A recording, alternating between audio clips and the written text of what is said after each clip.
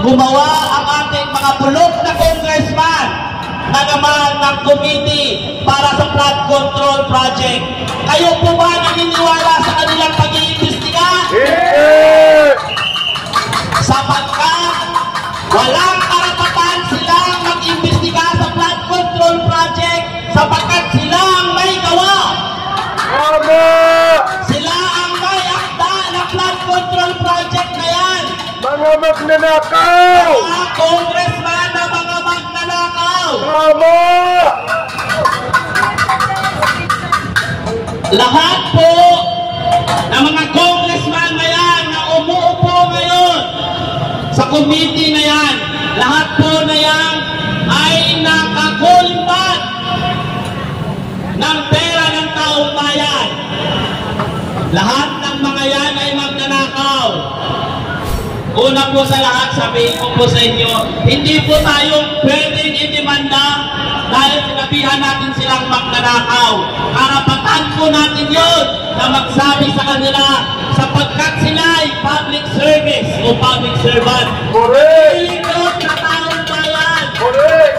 Karapatan po natin na sabihin sa kanila kung ano ang nasa kaloobin natin. Huwag po tayo matakot sa mga congressman na yan. Sapagkat tayo din po ang nagluklok sa kanila. Tayo din po ang aalis sa kanila. Kaya ngayon, pinanuluan ng mga congressman na yan. Mahiya naman kayo. Mga walang hiya, mahiya kayo. Umalis kayo dyan sa committee na yan. Lumayas kayo. Imbestigahan ninyo ang inyong mga sarili. Kung saan ninyo dinala ang pera ng taong bayan.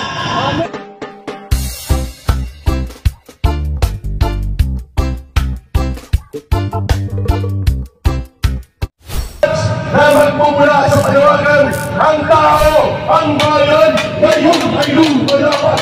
Ang tao, ang bayan, ngayon ay lumalaban. Ang tao, ang bayan, ngayon ay lumalaban. Ako ay parat, 1 minute, ako sa pag-ilagay.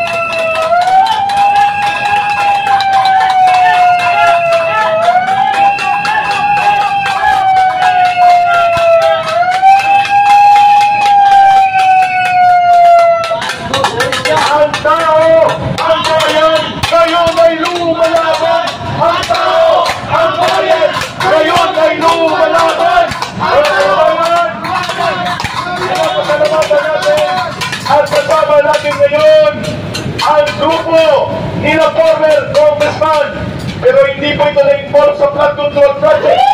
Ito po ay naging political advisor ni Pangulong Duterte, Secretary, Congressman dati, Secretary James Balas. Walang flood control project yan. Pinahal ng Pagkakentos at pinahal ng mga Pilipino. Bago po, nagdasa ng grupo, Retired General Elisaldo General Singaloy. Ayan! Nagdasa sila Sergeant Bitran. At si Agent ng Bayan, A.M. Morales.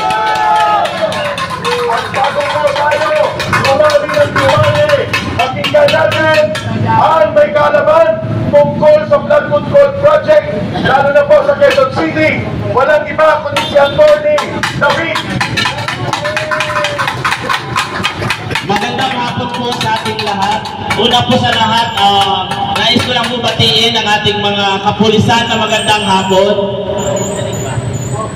Magandang hapon po.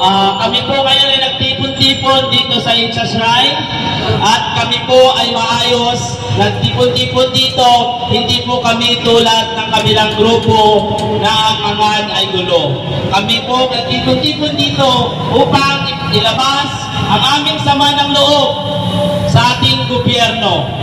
No? Una sa lahat, ako si Attorney David from Quezon City, 3rd District.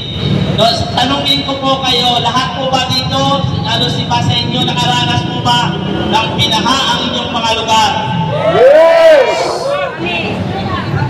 Hindi lang po siguro Metro Manila ang binabaha. Ngayon, natuklasan na po ang tunay na may sala sa flood control project. Sino po ang may sala sa flood control project natin?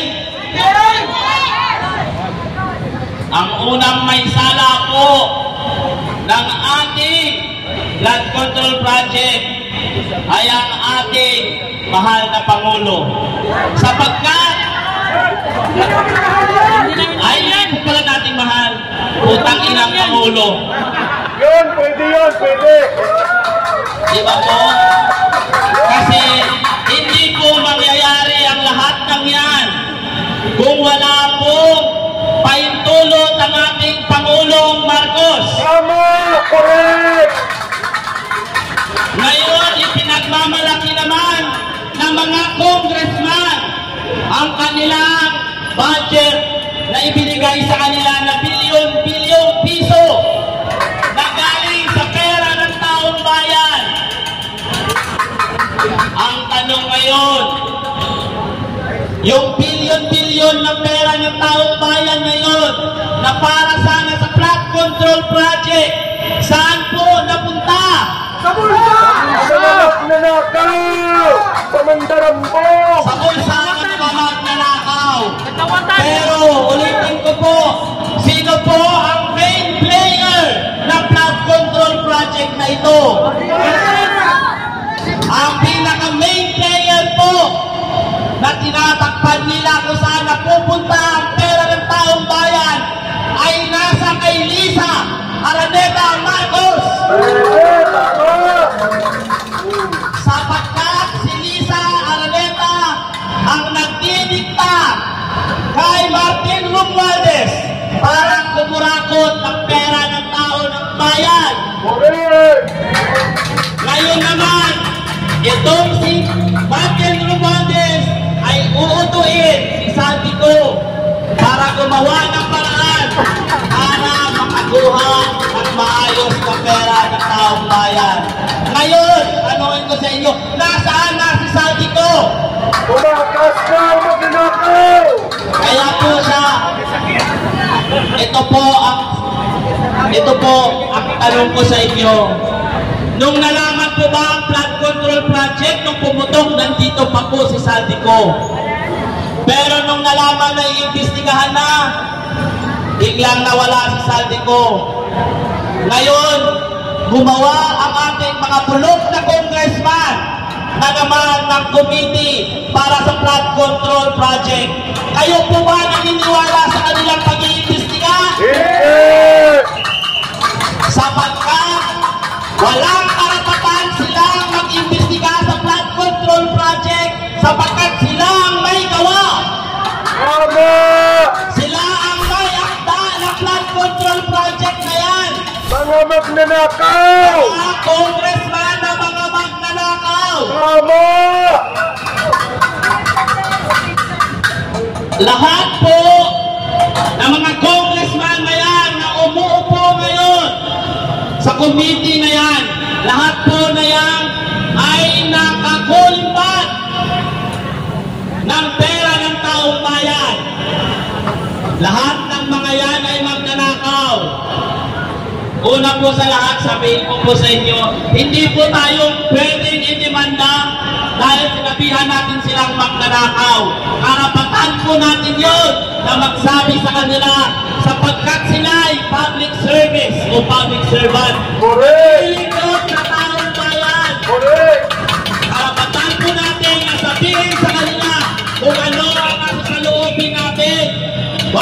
tayo matakot sa mga congressman na yan. Sapagkat tayo din po ang nagluklok sa kanila. Tayo din po ang aalis sa kanila. Kaya ngayon, pinanood man ang mga congressman na yan. Mahiya naman kayo! Mga walang hiya, mahiya kayo! Umalis kayo dyan sa committee na yan! Lumayas kayo! Imbestigahan ninyo ang inyong mga sarili! Kung saan ninyo dinala ang pera ng taong bayan! Kami po sa Quezon City ay lubos na naapektuhan ng flood control project na yan! Correct! Dati po, kahit yung Bagyo, Ondoy o Yolanda, halos hindi po kami mabaha. Pero ngayon, kunting lakas na ng ulan, grabe na po ang baha. Lubog po ang mga sasakyan, bubog na lang po ang nakikita. So ngayon, para naman to sa mga congressman sa 3rd District, anong ginawa ninyo sa pera ng flood control project? Pinulsa ba ninyo? Malamang pinulsa kasi wala naman talagang flood control. Ito pa po mga kababayan, naniniwala ba kayo na sasabihin ng mga local government na wala silang kinalaman doon sa flood control project na yun? Imposible po yan. Kasi sakop mo yan, karapatan mong imbestigahan. Siguro, alam mo na, nalagyan naman. Kaya yun, tumahimik si Mayora. Wala pa akong tinutukoy na mayor dito. Kung narinig ni Mayor Joy to, I love you. Pero yun po ang katotohanan. Una po, yung ating barangay chairman, may pananagutan din po dyan. Sapagkat, sakop po nila ang mga barangay na yun. Tatanong sila kung may permit ba ito. Kung wala, i-report nila sa City Hall, action ng City Hall. So kung walang nangyari, wala, municipal, local government, it's mean, nalagyan po sila. Naging bulag-bulagan po sila sa mga magnanakaw na congressman. Nakaawawa po ang taong bayan na ang tax natin, bago pa mapunta sa atin ang sahod natin ay kaltas na nila. Tapos dadalhin lang nila sa walang hiya ang pera ng taong bayan. Mahiya naman kayong mga congressman! Mahiya naman kayo, Lisa Marcos! Makapal na masyado ang mukha mong putang ina mo! Habang ang mga tao nalulubog na sa baha, kayo naman nalulubog sa yaman ninyo. Ipamahagi ninyo ang perang ninakaw nyo sa taong bayan. Huwag ninyo pagtakpan ang mga taong magnanakaw sapagkat alam ninyo na kayo ay magnanakaw din. Yun lamang po at maraming salamat po sa inyo. Maraming salamat!